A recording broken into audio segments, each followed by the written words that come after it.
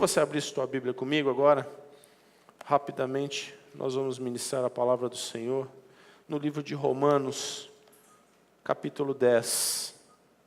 Diz assim a palavra do Senhor: irmãos, o desejo do meu coração e a minha oração a Deus pelos israelitas é que eles sejam salvos.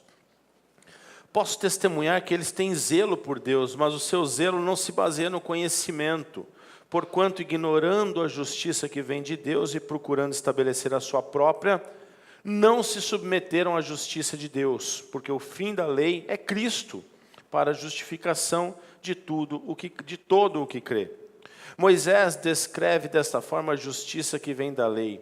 O homem que fizer essas coisas viverá por meio delas. Mas a justiça que vem da fé diz: não diga em seu coração quem subirá aos céus, isso é para fazer Cristo descer. Ou quem descerá ao abismo, isso é para fazer Cristo subir dentre os mortos. Mas o que ela diz? A palavra está perto de você, está em sua boca e em seu coração. Isto é, a palavra da fé que estamos proclamando. Se você confessar com a sua boca que Jesus é Senhor e crer em seu coração que Deus o ressuscitou dentre os mortos, será salvo. Pois com o coração se crê para a justiça e com a boca se confessa para a salvação. Como diz a Escritura, todo o que nele confia jamais será envergonhado. Não há diferença entre judeus e gentios, pois o mesmo Senhor é Senhor de todos e abençoa ricamente todos os que o invocam, porque todo aquele que invocar o nome do Senhor será salvo. Versículo 14. Como, pois, invocarão aquele em quem não creram? E como crerão naquele de quem não ouviram falar? E como ouvirão se não houver quem pregue? E como pregarão se não forem enviados? Como está escrito: como são belos os pés do que anunciam as boas novas. No entanto, nem todos os israelitas aceitaram as boas novas, pois Isaías diz: Senhor, quem creu em nossa mensagem? Consequentemente, a fé vem por se ouvir a mensagem, e a mensagem é ouvida mediante a palavra de Cristo. Mas eu pergunto, eles não ouviram? Claro que sim. A sua voz ressoou por toda a terra e as suas palavras até os confins do mundo. Novamente pergunto, será que Israel não entendeu em primeiro lugar? Moisés disse: farei que tenham ciúmes de quem não é meu povo, eu os provocarei a ira por meio de um povo sem entendimento. E Isaías diz ousadamente: fui achado por aqueles que não me procuravam, revelei-me àqueles que não perguntavam por mim. Mas a respeito de Israel ele diz: o tempo todo estendi as mãos a um povo desobediente e rebelde. Amém? Até aqui. Hoje eu queria pregar um pouco sobre a veracidade da Bíblia, da palavra de Deus. Se eu desse um título para essa mensagem, seria: a Bíblia é real, pode acreditar. E a Bíblia realmente é real, redundante. Com essa redundância eu quero iniciar. A gente vê que hoje, no meio do mundo, e eu estava assistindo até uma reportagem essa semana em um canal fechado, que estava falando sobre os ateus e os agnósticos. Ateus são aqueles que não creem em Deus, agnósticos são aqueles que não têm religião. Para eles, tanto faz como tanto fez. E ali eles estavam tentando debater e demonstrar que realmente a Bíblia não é real. As histórias que ali estão não são verdadeiras, até porque a ciência não as comprova, e se a ciência não as comprova, não há que se falar em verdade bíblica, porque muitos de nós somos invocados e somos sempre induzidos a acreditar em algo que a ciência tenha comprovado. Se está comprovado pela ciência, então eu acredito. Se não tem comprovação científica, eu deixo para lá. Não, então não posso acreditar em algo que não tem comprovação. E isso tem sido também quando se fala da palavra de Deus. Quando nós falamos, eu acho que está dando algum eco no meu retorno aqui, ó. Por favor, baixa um pouquinho só o meu retorno, que eu acho que está dando um pim aqui. Quando a gente está falando da palavra de Deus, a gente começa a entender que nem sempre o que o mundo quer dizer faz sentido. Mas a gente tem que abrir essa questão de uma forma que envolva mais a nossa fé do que a nossa realidade. Porque a nossa realidade sempre vai dizer que não. o nosso ser emocional, o nosso ser natural, sempre vai lutar contra os milagres bíblicos de Deus.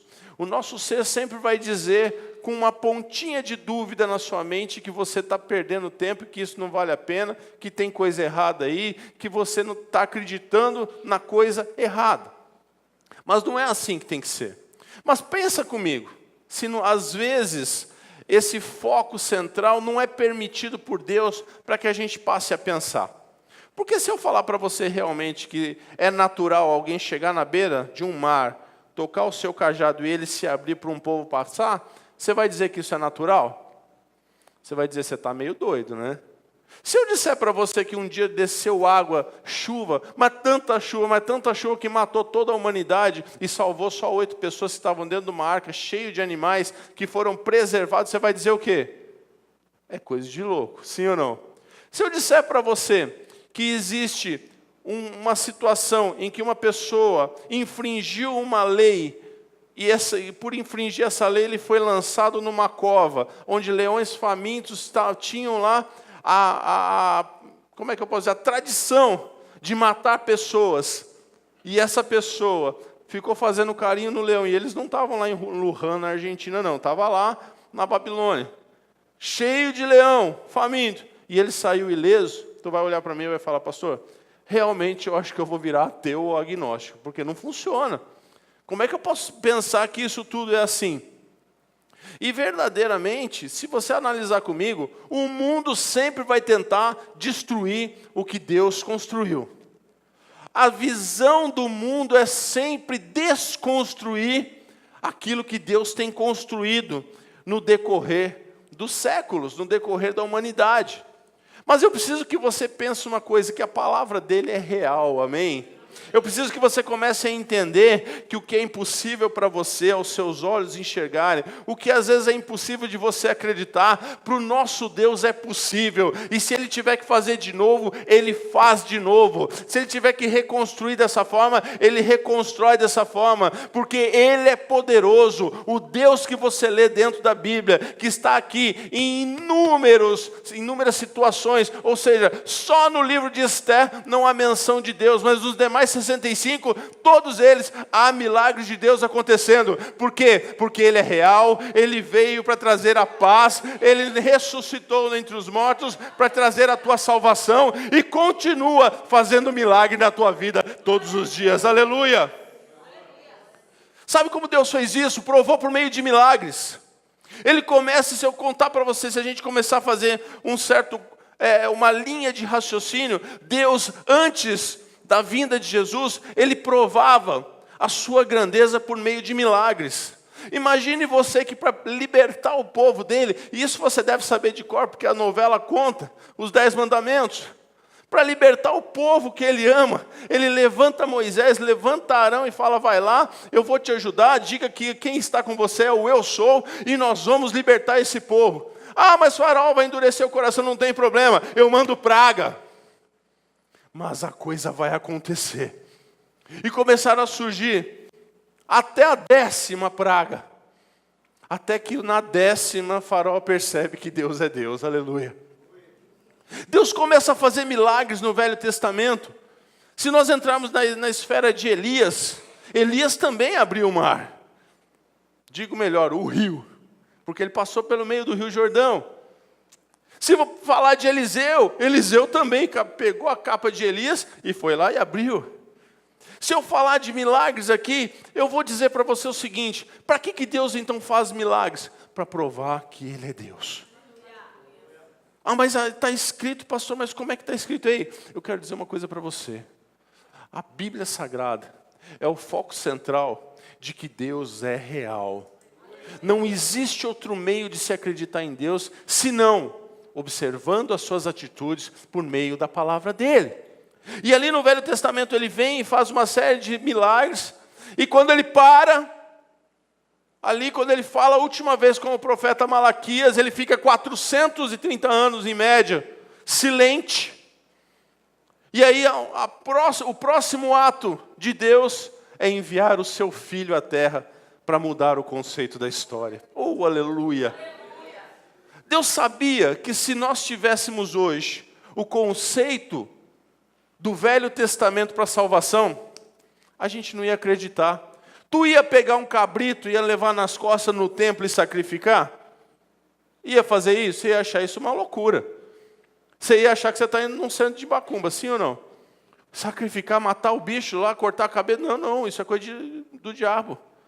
Então Deus faz tudo perfeito, Ele sabe que a situação ia evoluir e que Ele precisava mandar alguém que fosse falar uma linguagem diferente, uma linguagem que é tradicional, mas não é arcaica. É uma linguagem que hoje se comunica conosco como se estivesse se comunicando há 2000 anos atrás. E posso dizer uma coisa para você, se o mundo perdurar por mais 1000 anos, eu não sei se perdura ou não, porque já existem cientistas dizendo que o mundo não passa de 100, 200 anos, que vai faltar água, que vai faltar energia, que está ficando insustentável. Eu não sei quanto tempo ainda vai durar para Jesus voltar, mas se Ele voltar daqui 2000 anos, essa palavra vai ser real. E pessoas vão ser salvas por meio do texto que está registrado há mais de 2000 anos. Aleluia! Glória a Deus! A gente precisa entender que a palavra de Deus não é apenas uma brincadeira. A gente precisa entender que a Bíblia não é uma coisa que veio só para a gente ter uma referência espiritual de alguns textos ou de algumas fases da nossa vida. Pensa comigo que Deus, Ele constituiu o homem, constituiu Adão para não ter dor, para não ter morte, para não sofrer. Ele pegou, fez Adão, fez Eva para viverem o paraíso, para viverem o que nós não vivemos, para viverem algo diferente do que nos é entregue hoje. Ele criou o homem para ser alguém próximo dele, amigo. Deus descia no Éden para falar com Adão e com Eva. Percebam a intimidade que existia, a proximidade que Ele quis ter com o homem e que Ele ainda quer, e eu chego lá. Mas infelizmente, no meio do caminho, o pecado entrou. E quando o pecado veio e entrou, tudo mudou. O homem passou a ter vergonha de Deus. Deus lança palavras de maldição acerca da desobediência humana, passa a limitar os anos de vida e cria a morte. Começa a dizer para Eva que ela sentiria dores para ter filhos. Começa a entender que o homem não era digno e merecedor, sozinho, daquilo que Deus tinha colocado em suas mãos. De repente, tudo muda. Ele vai e transforma a sua criação numa criação em que, se depender dela própria, não chega a lugar nenhum. O que antes era intimidade, o que antes o homem abraçava a Deus, hoje ele passa a se afastar dele. E aí essa mesma relação que nós temos e que Adão teve, eu fico pensando a angústia daquele homem, meus queridos. Eu fico pensando quando você está envolvido numa relação de confiança com alguém e por um erro teu você joga tudo a perder. Aí você olha para aquilo e você fala, não acredito que eu fiz um negócio desse. Já fez. Está feito, está acabado. E aí então ele perde aquela consistência, mas Deus ama tanto a sua criação, aleluia, que em um determinado período ele para tudo, manda Jesus e diz assim, ei, o que você perdeu lá no Éden, eu quero reconquistar com você.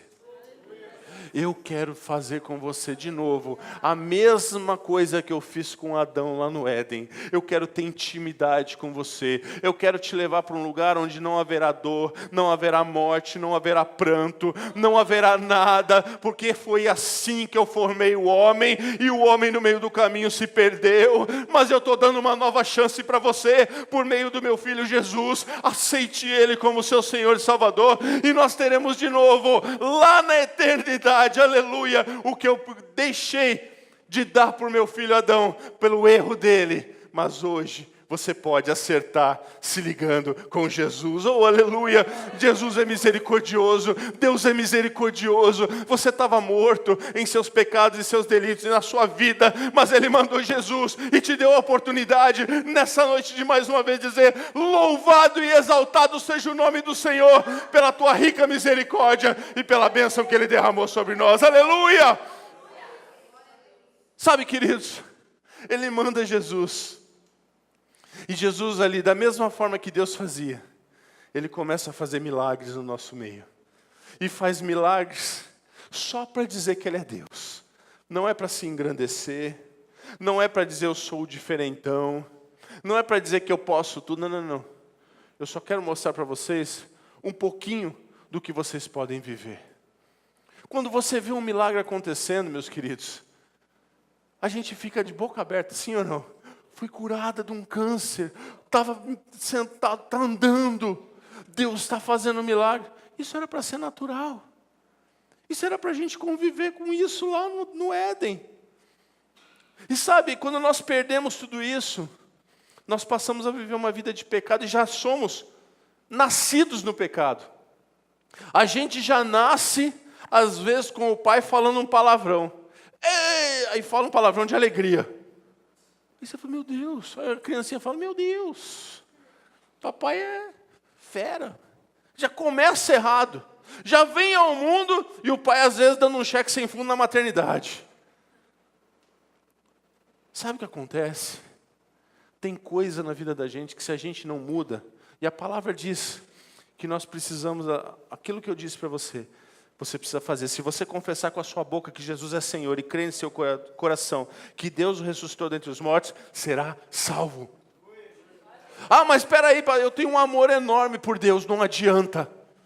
Você precisa confessar com seus lábios e crer com o seu coração que Ele ressuscitou dentre os mortos, para que você alcance a salvação. Sabe por que às vezes pessoas alcançam milagres? Porque elas conseguiram entender isso e se ligar novamente a Deus. Perceba isso. Eu não estou dizendo que a sua fé falha, ainda que seja, que a minha fé falhe, ainda que seja. Perceba que se você aceitar a Cristo, Deus rasga a cédula do pecado da tua vida, tira o diabo da tua frente e fala, é comigo agora. Agora, sabe o que acontece? Você aceita Cristo, sai da igreja, na segunda-feira você fraqueja. Na terça-feira você fraqueja, na quarta você fraqueja. Aí Deus que estava quase te abraçando começa a se afastar de novo, porque você se afastou dele. E aí os milagres não acontecem. E aí a situação não acontece. Porque Jesus se resgatou. Ei, escute o que eu quero te dizer. Se Jesus se religou a você, ou você está religado com Deus por meio de Jesus, por que as coisas não acontecem na tua vida? Por que às vezes a gente está parado? Porque a gente vive o mundo do pecado. A gente entra na porta do pecado. Às vezes põe só um pezinho, mas olha e volta. Mas foi ali dentro ver. E aí as coisas não vão acontecendo. Sabe, queridos, nessa noite eu quero dizer para você, existe um Deus, Ele é real. E quando Jesus foi embora, quando Jesus parou o seu ministério terreno, Ele falou assim, olha, eu estou indo, mas eu estou deixando o Espírito Santo sobre a vida de vocês. E essa palavra, real e verdadeira, para orientar vocês que rumo tomar. É essa palavra que vai orientar a tua vida. Porque Deus já não está mais aqui na terra como estava no Velho Testamento. Jesus não está mais na terra no começo do Novo Testamento, ou nos primeiros anos da era cristã. Hoje, o que rege a tua vida espiritual não é a sua osmose espiritual.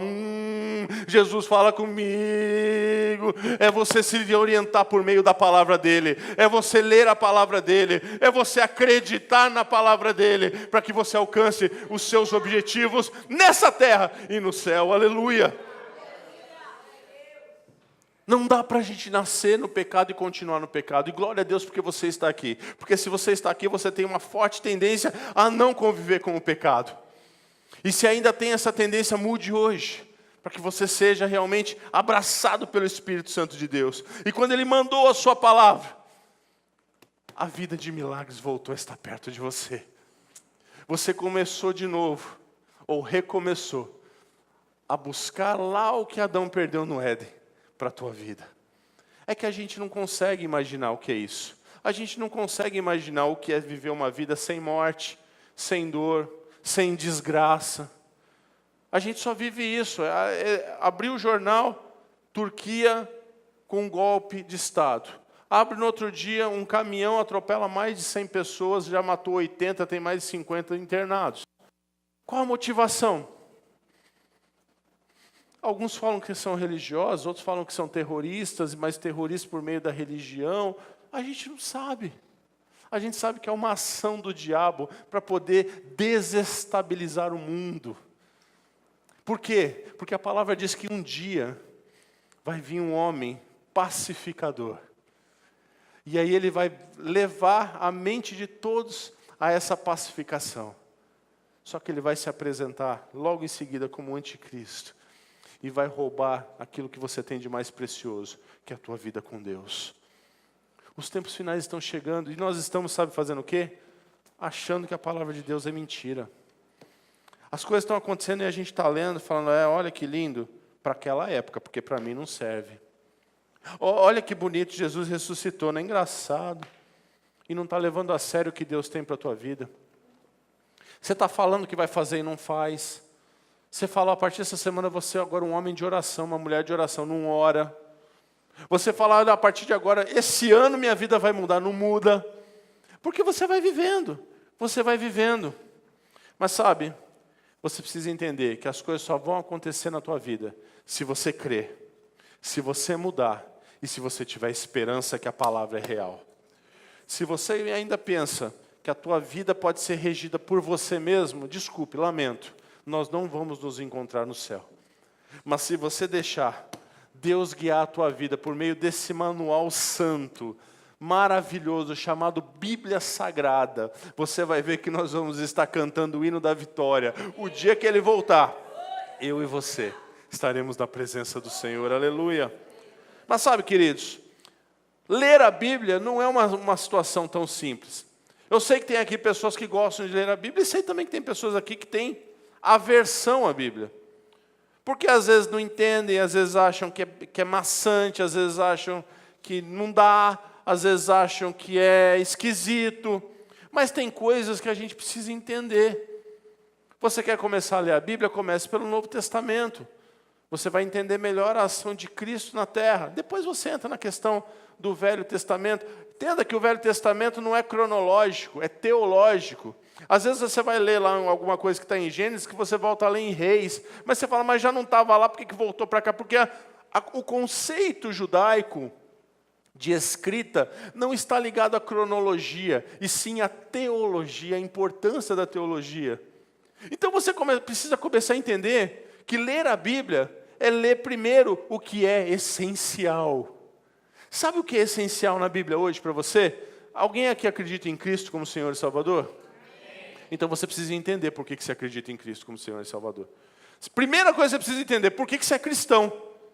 Sabe, às vezes a gente está tão acostumado a ficar olhando, mas você viu o que aconteceu lá no livro de 1 Coríntios 14, está dizendo que a mulher não pode falar na igreja.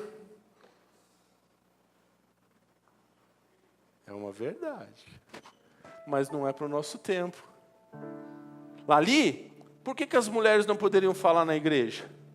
Porque naquele momento, mulheres pagãs faziam culto a Afrodite, uma deusa grega. E ali naqueles cultos era uma orgia imoral que acontecia. E elas gritavam e falavam e se expressavam de forma extremamente esdrúxula. E aí quando essas mulheres começaram a ser convertidas ao Evangelho, Paulo quis dar uma orientação, mulheres, não falem, porque senão vocês vão pensar que vocês estão lá, mas vocês não estão mais lá, vocês estão aqui. E aqui é santo, aqui é diferente. Então às vezes você fica com raiva de Paulo, porque ele fala, mas eu sou mulher, como é que é isso? E você entra em situações em que não vai edificar a tua vida. Ai pastor, você viu Sansão, quando ele cortaram o cabelo. Ei, não fica vendo histórias que são secundárias. Entra no processo de Deus na tua vida, no plano que Deus tem para a tua vida, que é ser cristão. Eu não estou falando aqui que você precisa fechar os teus olhos para a Bíblia Sagrada ou para as outras histórias. Não, eu estou dizendo para você ter uma ordem de leitura e entendimento, para que as coisas que são menos importantes não afastem as mais importantes do teu coração. Você precisa se debruçar no que é essencial para a tua vida. E hoje o que é essencial para a tua vida é saber por que Jesus veio à terra, é saber por que Ele morreu, é saber por que Ele ressuscitou, e saber o principal, que você é salvo. Aleluia! Para de ficar entrando em detalhezinho. Você quer ver um conflito que o mundo tem? É assim. Mas por que os homens viviam 900 anos? Ninguém veio se debruçar com você para dizer, mas puxa, Jesus ressuscitou. Ele pagou um preço pelas nossas vidas, né? O que você acha disso? Não! As pessoas vêm questionar você em detalhes bíblicos para querer desconstruir a tua fé. E ao invés de você limitar isso, você dá ênfase. Em nome de Jesus, a partir de hoje, se você não tem o contato ainda que você deveria ter com essa palavra, comece a ter, mas comece a ter nas coisas essenciais para a tua vida. Comece de uma forma que você entenda o que é essencial, porque depois o que é secundário, vem de lambuja para você. Você começa a entender melhor a palavra. Muitas pessoas deixam de entender a palavra, porque leem errado, começam errado. Mas em nome de Jesus, mude a tua história hoje. Tem um autor que eu estou lendo que ele diz assim, se você mergulha na parte rasa da Bíblia, ou seja, nas partes secundárias, você vai bater a cabeça e vai se machucar. Agora, se você mergulha no centro, onde é o principal, você vai mergulhar e vai ter prazer naquilo que você está fazendo. Então você precisa entender o que é principal para a tua vida. Jesus é principal para a tua vida. O resto é história. O resto é complemento. Mas Jesus é o foco central da tua vida espiritual. Segundo ponto, interpretação. Lembre-se do conceito histórico, querido. Outro dia eu falava com uma pessoa, ela falou, mas você viu o que aconteceu? Lá o homem ficava com tantas e tantas mulheres. Conceito histórico. Naquela época existiam normas e regras que permitiam algumas situações que para nós, ocidentais, não é possível. A igreja, depois da igreja primitiva, começar a sua ação na terra para trazer Jesus, o foco central do cristianismo, da religião, essa igreja se divide como igreja oriental grega e igreja ocidental. E dentro da igreja ocidental se divide entre o catolicismo e a igreja protestante. Imagine que conceitos da igreja oriental não foram trazidos para a igreja ocidental. Igreja ocidental uma coisa, igreja oriental outra coisa. Aqui se faz algumas coisas que você acha aberração, e nós fazemos algumas coisas que para eles são aberração. Então comece a interpretar. Quando eu digo para você, se debruce no que é essencial, se debruce no que é essencial, e quando você entender as questões paralelas, lembre-se do conceito histórico. Tem pessoas que leem, eu disse aqui um conceito histórico sobre as mulheres, mas escravidão. Você vê Jesus fazendo parábolas sobre escravidão, e eu já vi ateus dizendo, que Deus é esse que apoia a escravidão? Uma coisa que foi refutada por todos. Só que o conceito histórico de escravidão naquela época é diferente do século XVIII, onde as pessoas eram realmente humilhadas, não tinham poder. A escravidão da primeira época, as próprias pessoas queriam ser escravas, era como se fosse um funcionário, e ele ficava ali, dependente daquele trabalho, fazia um contrato, eu vou ficar ser escravo seu por 5 anos, e recebiam por aquilo. E aí as pessoas pegam um detalhe desse, e afundam a tua fé, e você já fala, puxa, realmente, Deus é Deus de amor e deixa o cara ser escravo, e aí ainda fala para ele que ele tem que ser um bom escravo, um bom servo. Tem coisa errada aí. Você não se apega nas coisas essenciais, e a Bíblia para você passa a ser um peso. A Bíblia para você passa a ser, sabe o quê? Um enigma. E você, ao invés de mergulhar na fé, você se afasta da sua fé. Mas em nome de Jesus isso vai mudar hoje. Aleluia. O conceito histórico não pode te afastar da realidade e deixar fazer você de aceitar a Bíblia como ela é. Palavra de Deus, orientação para a tua vida como um todo. Você pensa que a vida não orienta a tua vida como um todo? Orienta sim. Orienta sim. Ah, pastor, mas tem coisas novas que a gente precisa. Não precisa nada, você precisa seguir o que a Bíblia diz. Mas assim, quer orientação? Procure o seu pastor. Procure os pastores. Pastor, eu estou tendo uma dúvida aqui num texto. Procure os seus pastores. Mas não deixe de fazer aquilo que Deus tem para a tua vida, por conta da tua interpretação falha muitas vezes. E eu quero encerrar dizendo para você assim: deixa Deus te corrigir pela palavra dele. A Bíblia para mim é legal, mas tem coisa que eu não vou aceitar não, pastor. Gostei da pregação, olha, parabéns, mas não vou aceitar não. Se você não se deixa corrigir, não se deixa desafiar pela palavra de Deus, você nunca vai ter uma intimidade com Ele. Às vezes você é casado já e você sabe que um relacionamento de casamento não é fácil, sim ou não? Eu sou casado há 24 anos e 10 meses, quase 12, quase 25, algumas horas, 5, 4, 3 segundos. E a convivência não é simples. Porque se fosse, eu estaria no paraíso. Mas não, a gente passa pelos desertos da vida. Mas perceba que num relacionamento você tem que abrir mão de alguma coisa, homem, e continuar abrindo mão de outra coisa, e abre mão de mais alguma coisinha, e ela abre mão de uma coisa. Mas amém, uma coisa já deu. Mas a vida é assim. Agora, você está confrontando uma pessoa que está na sua frente todos os dias. Por que você não se deixa confrontar pela palavra de Deus? Ah, pastor, eu preciso fazer isso, como é que eu devo fazer? O que a palavra de Deus diz para você fazer? Sim, sim, não, não, que passar disso é procedência do maligno, não tem meio termo, vamos fazer. Pastor, o senhor acha que isso pode ser um pecado? O que a palavra de Deus orienta acerca disso? Orienta a fazer assim, então vamos fazer. Não orienta, então não vamos fazer. Ei, nós precisamos entender que a correção de Deus por meio da palavra, o desafio que você tem diário é ser corrigido, porque lembra que a tua natureza é pecaminosa? Lembra que você sempre tem um desviozinho para o lado errado? Porque é natural, não é porque você não presta, é porque você está envolvido num contexto que não vale nada. É por isso que Jesus deixou claro que o mundo jaz aonde?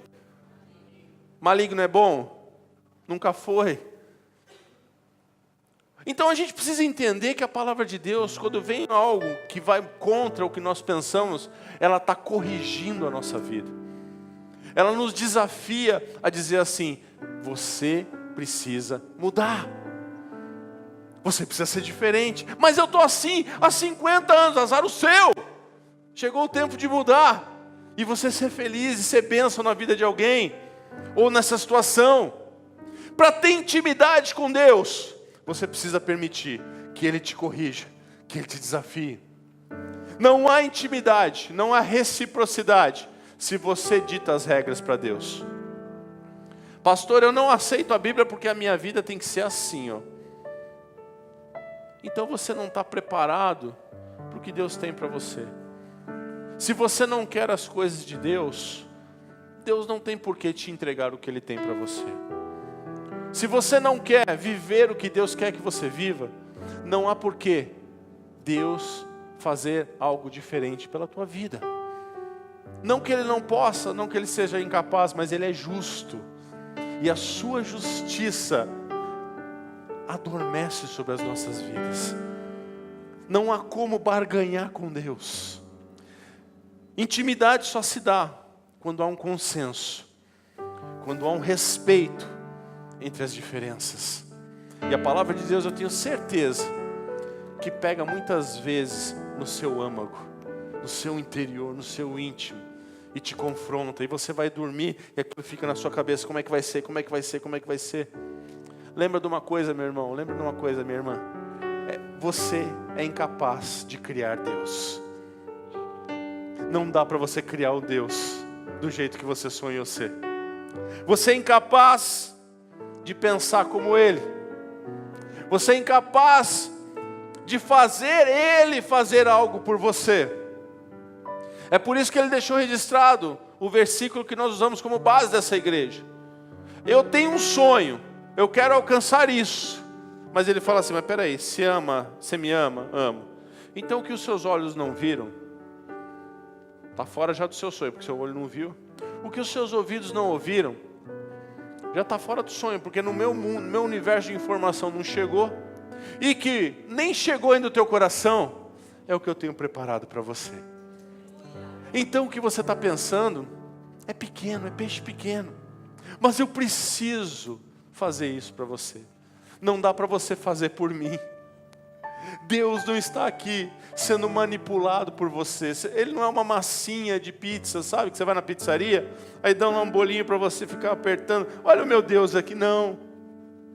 Deus, Ele tem um propósito com a tua vida. Quando Ele mandou Jesus, Ele já tinha um propósito com a tua vida. Amém ou não? Quando Jesus veio à terra, Ele já sabia que Ele ia salvar você. Quando Jesus veio à terra, Ele criou um propósito para você. Mas Ele criou. Você precisa se adequar a esse propósito. Pastor, então eu sou uma marionete de Deus. Entenda como você quiser. Não estou aqui para discutir isso. Estou aqui para dizer para você uma coisa. Ele falou assim para Abraão, existe a porta da bênção e da maldição. Escolhe, pois, a bênção, porque você vai ser abençoado, vai frutificar, vai ter muitas bênçãos. Se você escolher da maldição, eu não posso fazer nada. Creia na palavra dele, aleluia.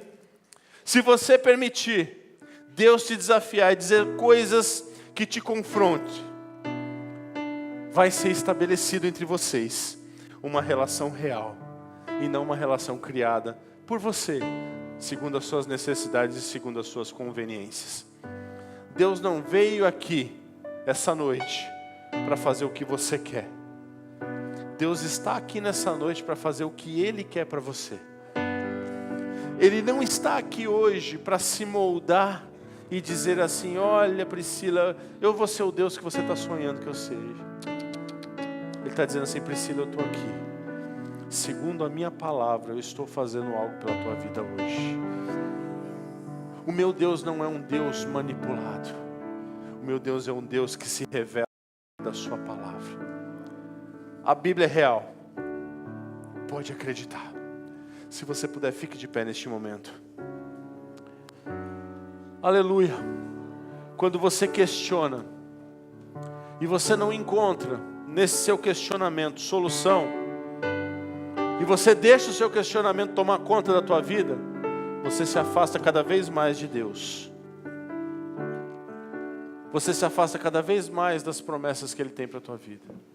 Agora, quando você questiona, busca a solução e soluciona a sua dúvida, você está cada vez mais próximo de estar na presença de Deus. Nós precisamos acreditar que a palavra dele é real, que ele não veio brincar de ser Deus na minha vida nem na sua vida. Essa noite, essa palavra de ensinamento vem para a tua vida como um foco central para que você se aprimore na intimidade com Deus. Chegou um tempo que não dá mais tempo de brincar de ser crente, de brincar de fazer parte de uma igreja. Ah, pastor, mas o meu dízimo é tão abençoado. Ah, pastor, mas assim, as pessoas gostam tanto de mim. Ah, pastor, mas o senhor não sabe, eu fico tão feliz quando eu estou no meio dos irmãos. Querido, tudo isso só funciona se você se entregar integralmente à palavra do Senhor. Não dá para brincar mais de ser mais ou menos crente. Não dá para ser morno na presença de Deus. Eu não sei nessa noite como é que está a tua vida com a palavra dele. Às vezes eu gosto às vezes de fazer uma sala de aula, porque às vezes as pessoas não falam nada, mas numa sala de aula você aperta, ela pergunta, e aí vem a dúvida, e aí se debate e se esclarece a dúvida. Tem hora que você precisa parar de engolir as suas dúvidas e declará-las para que o Senhor as responda. Não dá para viver a palavra de Deus se você morre de dúvida e pensa que não tem muito sentido as coisas, e não tem mesmo. Teologicamente a gente encontra cada peça do quebra-cabeça, mas para aqueles que estão chegando, a Bíblia não tem sentido. Sentido lógico? Sentido humano? Porque o meu Deus é um Deus de milagre. É um meu Deus que não está preocupado com lógica. Ele não está preocupado com matemática. Eu estava lendo sobre um físico, e já falei isso algumas vezes, chamado Blaise Pascal. 1620 e pouco, acho que ele viveu uns 50 anos. Físico, filósofo, matemático, adverso à fé. Mas de repente ele se converte ao cristianismo, oh, aleluia, e passou a ser teólogo. E ele deixou uma frase que os ateus brigam muito com isso. Ele diz assim: olha, se você acredita na palavra de Deus e em Cristo, como está dizendo, como Ele é, e vive integralmente isso, você vai chegar no céu. Amém? Se você acredita na palavra de Deus e em Cristo, e tudo isso é mentira, você não vai ter prejuízo nenhum. Porque você acreditou numa coisa que não fez mal nenhum. Agora, se você não acredita na palavra de Deus e nas Escrituras e em Cristo Jesus, e você tiver certo, prejuízo nenhum terá, porque você não acredita e ele não é real mesmo. Agora, se você não acredita nas Escrituras, não acredita em Cristo, na ressurreição, e isso for real, tu está morto, tu está no inferno. Então é melhor você estar perto de Deus, porque prejuízo nenhum você vai ter. Um pensamento muito sucinto. Se a gente olhar hoje pelo que os teólogos falam, eles criam coisas mirabolantes, que você até lê assim e fica: como é que ele chegou nesse denominador? Mas uma coisa muito simples, mas focada num homem que era ateu, num homem que não acreditava em nada. E ele diz assim: eu prefiro acreditar em Cristo e nas Escrituras, porque se for verdade tudo isso, eu quero estar no céu. Aleluia. Você precisa acreditar na Bíblia. Você precisa acreditar nas promessas que Deus tem para a tua vida. Você só conhece a Deus porque um dia foi escrita essa palavra. Você só conhece a Deus porque a fonte da tua vida religiosa nasceu nessa palavra. Eu não sei se você veio do catolicismo, do espiritismo ou de qualquer ismo que exista por aí, mas a maioria deles tem fundamento nessa palavra. De forma deturpada, mas se fundamenta. Se nós, que somos de Cristo, e vemos nisso a nossa direção, por que duvidar? Por que fazer o caminho inverso? Se tantas pessoas estão se aproximando por conta dessa palavra, meus queridos, eu tenho visto, eu faço parte, eu sou parceiro da Missão Portas Abertas. É uma entidade, uma ONG, uma associação brasileira que faz missões no Oriente Médio. E se você visse a felicidade de uma criança quando recebe uma Bíblia, lá na China, lá no Vietnã, lá em qualquer país da Ásia, você visse a felicidade deles abrindo a Bíblia e lendo, e falando: eu tenho acesso a Deus, aleluia. Você abriria a tua Bíblia todo dia, e leria ela com lágrimas nos olhos. A liberdade religiosa que você tem é invejada por muitos no mundo inteiro. E às vezes nós deixamos isso de lado e deixamos à mercê da nossa própria sorte. Mas que hoje, em nome de Jesus, nós possamos refletir que nós vamos acreditar na presença de Deus, mas principalmente nas promessas que Ele deixou na nossa palavra. Aleluia. Pega a tua Bíblia aí. Pega a tua Bíblia na mão. Levanta ela, fecha os seus olhos. Espírito Santo de Deus, nessa noite, Senhor, empunhado da palavra, aleluia. Palavra que cura, palavra transformadora, que libera, que liberta, que muda a história. que nos trouxe a revelação da salvação, Senhor.